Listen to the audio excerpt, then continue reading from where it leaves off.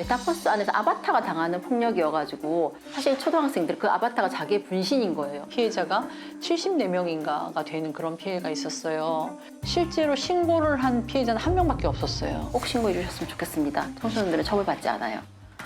우리는 누구나 다 촬영을 당할 수가 있잖아요. 피해자가 당당하게 살아가는 세상을 위해서 일하고 있습니다.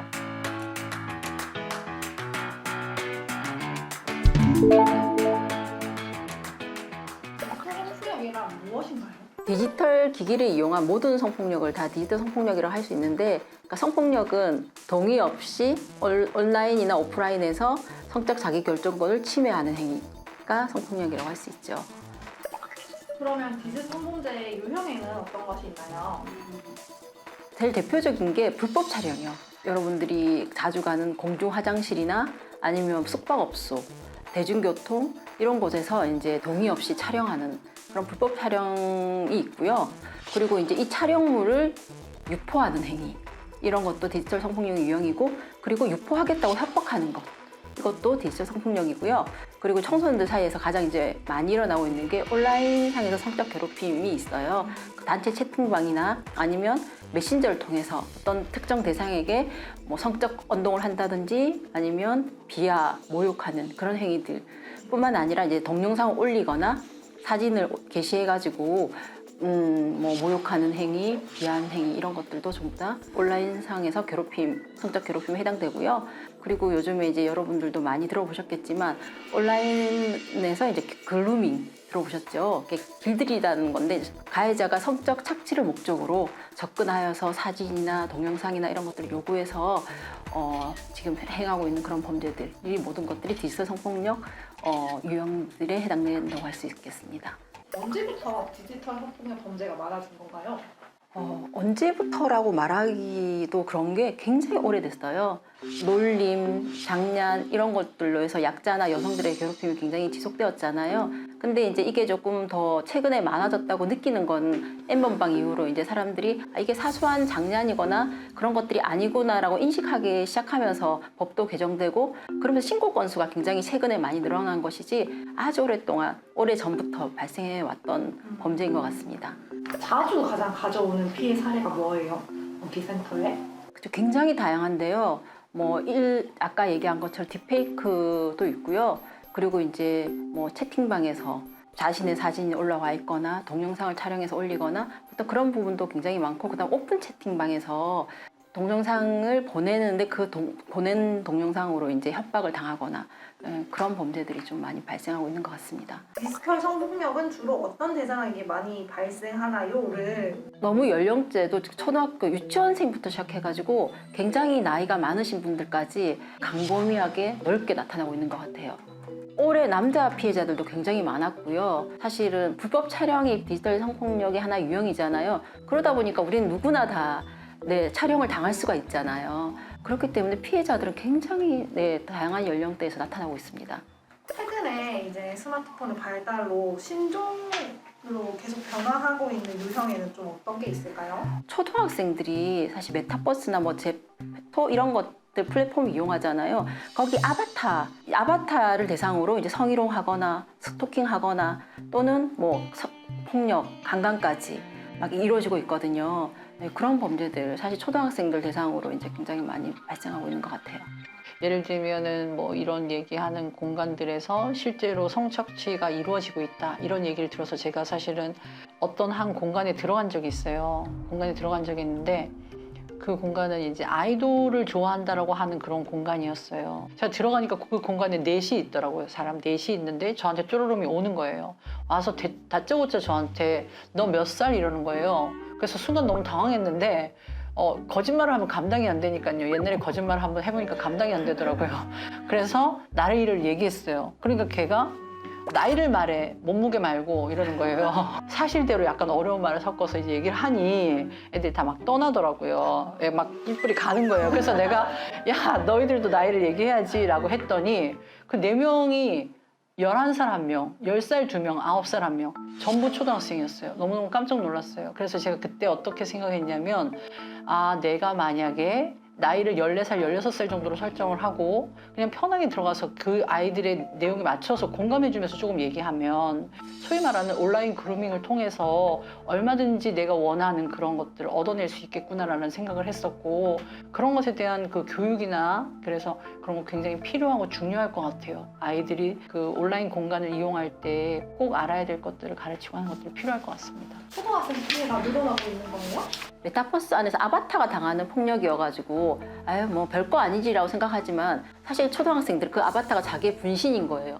그래서 이 아바타가 당하는 폭력이 정말 자기가 직접 경험한 폭력처럼 심각하게 충격을 받고 힘들어한다고 하더라고요. 청소년들이 특히 디지털 성범죄에 쉽게 넘어가거나 노출되는 이유가 있을까요? 청소년들은 태어나면서부터 디지털 기기를 뭐 사용한다고도 말할 수 있을 만큼 굉장히 밀접하게 생활해 왔잖아요. 그리고 이들이 온라인 공간은 사실 굉장히 다양한 역할을 하고 있는 것 같아요. 친구들을 만나기도 하고 소통하기도 하고 놀이터가 되기도 하고 그러다 보니까 그냥 온라인 공간이 일상인 것 같아요. 이 친구들은 온라인 공간이 너무 익숙하고 친밀한 공간이다 보니까 경계가 조금 느슨해지는 것 같긴 해요. 그래서 거기서 만난 사람들도 굉장히 내가 잘 아는 사람 그리고 내가 믿을 수 있는 사람이라고 생각하고 그러다 보니까 이제 사진도 보내기도 하고 동영상을 보내기도 하고 이런 일이 발생하는 것 같습니다. 온라인상의 범죄는 직접 폭행을 하거나 직접 접촉이 있는 게 아니잖아요. 그러니까 가해자들도 그것에 대해서 심각한 범죄라고 생각하는 게 어려운 것 같고 그것이 잡히지 않을 때까지 계속 반복적으로 일어날 수 있는 것 같아요. 사실 디지털 성범죄의 특성이라고 하는 것이 좀 유포라든가 혹은 촬영이라든가 이런 걸 하더라도 피해자는 바로 피해 사실을 모를 수가 있어요. 그래서 피해자가 피해 사실을 바로 모른다는 것이 저는 대표적인 특징 중에 하나인 것 같고요. 이제 디지털 성범죄 같은 경우에는 피해자가 한 명이라 하더라도 그거 촬영해서 돌려보고 저장하고 품평하고 이런 사람들까지 해서 가해자가 무수히 많을 수가 있다라는 점이고요. 그리고 피해자는 실제로 유포가 되지 않았다 하더라도 유포에 대한 그런 불안감으로 인해서 잠을 못 자거나 일상을 못하는 그런 피해자들이 많아서 그 유포에 대한 불안감 이건 굉장히 좀 다른 특별한 디지털 성범죄 피해의 특성이라고 얘기할 수 있을 것 같고요. 그리고 반면에 가해자는 이렇게 피해자가 잠도 못 자고 밥도 못 먹는지 모르고 죄책감이 적은 그런 특성도 있습니다. 저는 가해자가 특별한 사람이다라고 규정하지 않았으면 좋겠어요.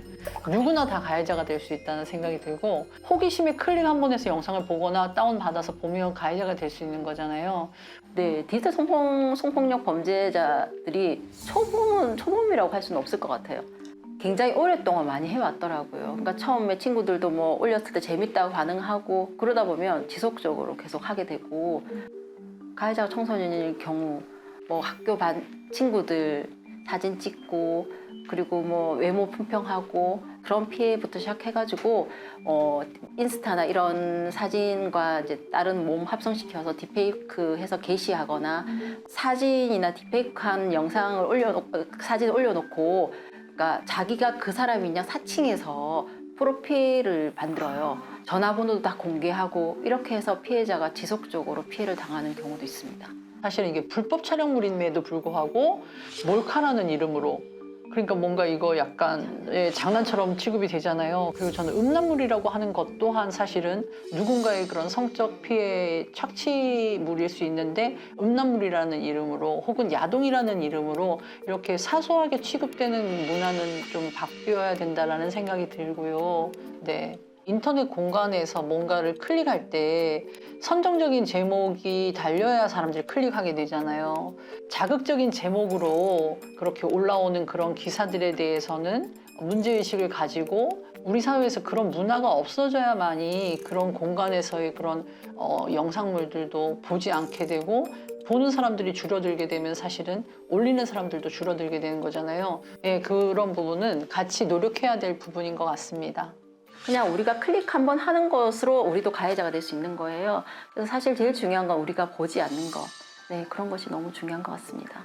많은 친구들이 죄책감도 있고 그리고 이것이 드러났을 때 아직까지 우리 사회는 성폭력 피해자에게 피해를 왜 입었니? 너 왜 그렇게 했니? 라고 묻는 문화가 아직도 있잖아요. 그러다 보니까 피해 사실 말하기 굉장히 어려운데 용기를 내고 어렵고 고민이 된다라고 하면 상담소에 오면 우리 강전 선생님이 굉장히 상담을 잘 해주세요. 거의 어떤 경우라도 공감을 잘 해주셔요. 그래서 우선 위로도 될 수 있고 좀 든든함을 얻을 수도 있고 그리고 지원 체계에 대해서 잘 안내해 주실 거고 그래서 말하셔도 된다.